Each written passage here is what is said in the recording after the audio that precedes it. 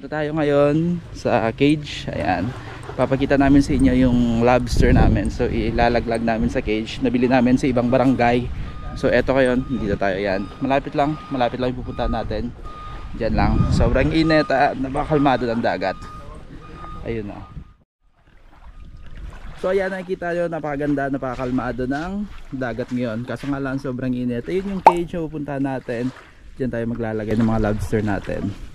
Ayan, nilagay muna natin ngayon sa dyan, itinali natin kasi baka mamatay lobster natin habang naghihintay pa tayo ng bangka na sasakyan natin pupunta doon.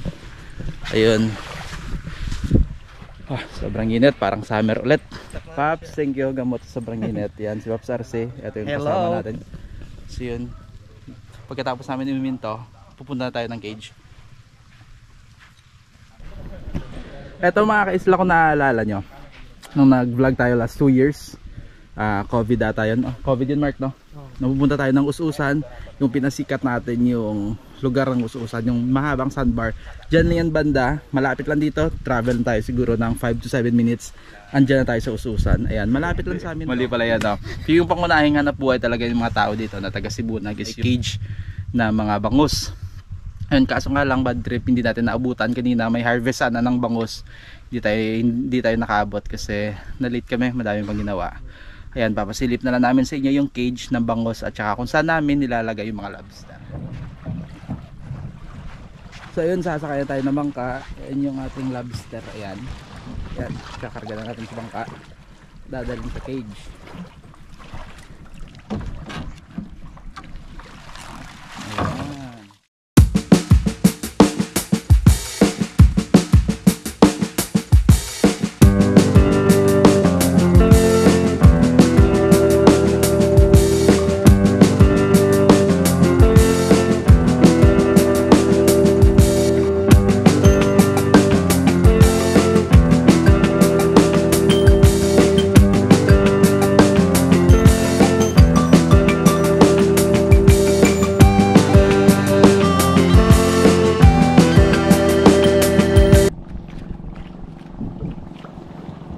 Ayun, so nakarating na nga tayo ngayon dito sa cage.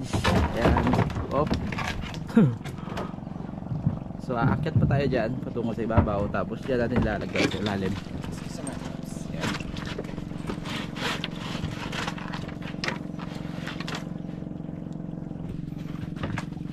Ayos. Ayan. So sobrang tagal na plano natin pumunta dito.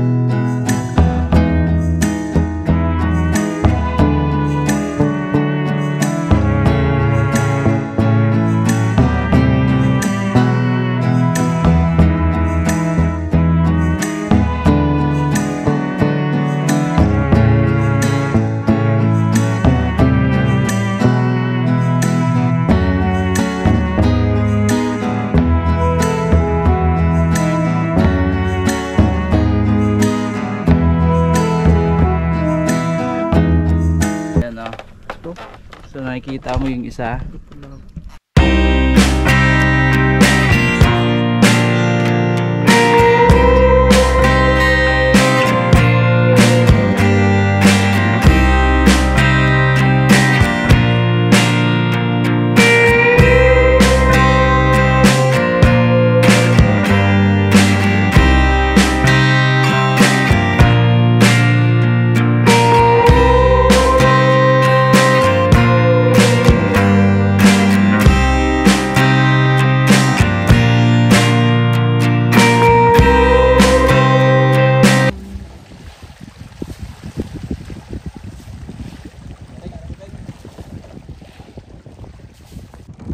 So yan mga kaisla, nakikita nyo yung isang piraso ay mahigit 1 kilo. Tignan nyo naman kung gaano kalaki.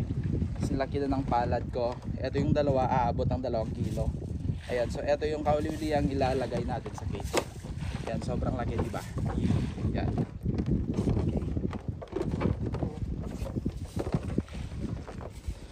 okay na. Basta pahinga ka na. Nakakapahinga ka na dyan.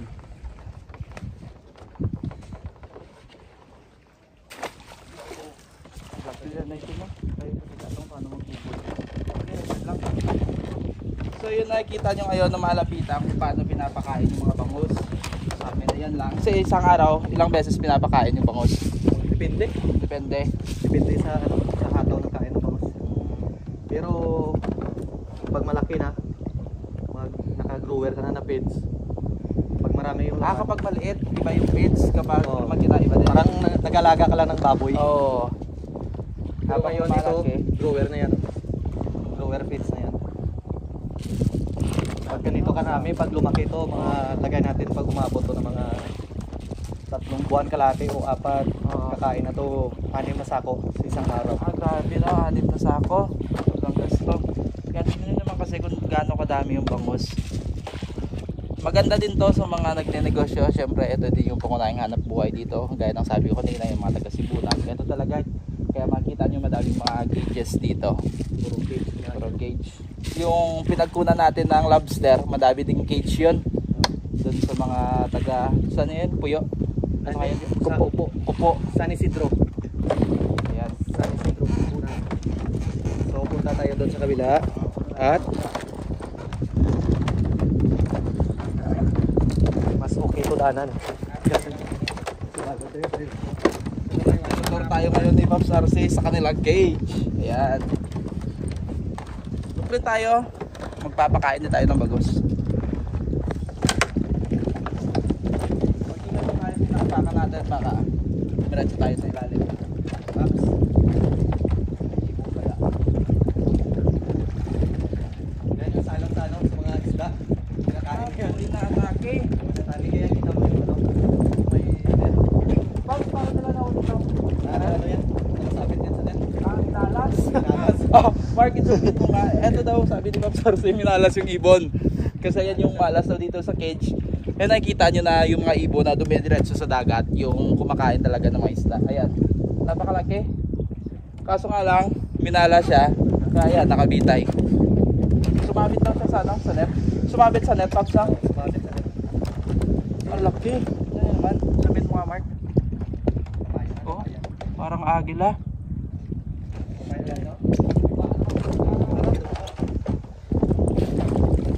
Pops, kung umaga, pinapakain dito.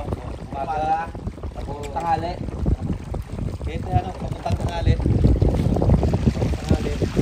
Hapon naman.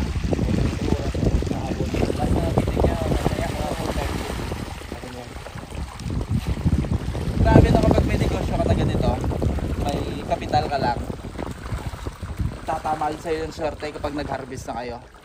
Sa umpisa, grabe yung gasto, syempre napakamahal ng feeds. Tapos yung mga fingerlings, Pops, na binibili yun, mga maliliit pa lang.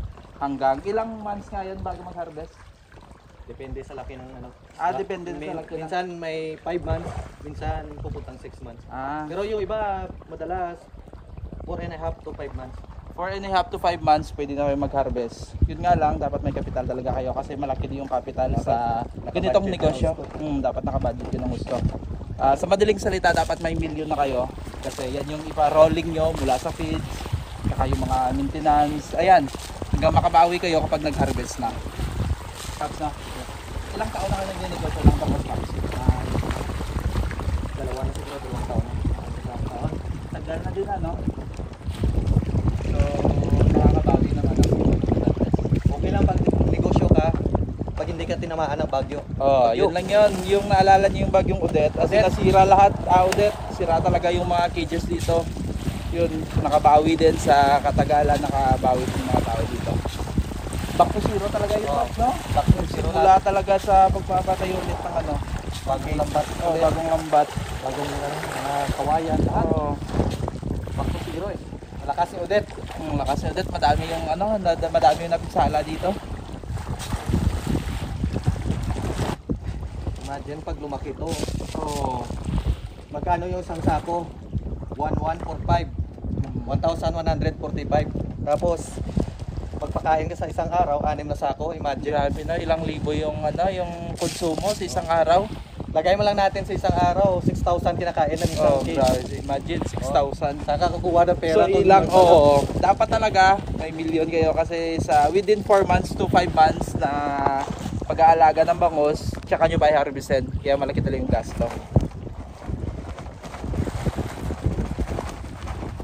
Kaso lang bawi din kapag nag-harvest na kayo, tapos ano yung mas maganda kapag ano na, malaki na talaga yung bangus pops na. Mga Jumbo size. Jumbo size. Yun. Jumbo size. 2 piraso, 1 kilo, mga ganyang size. Pero January, maganda yung mga presyo.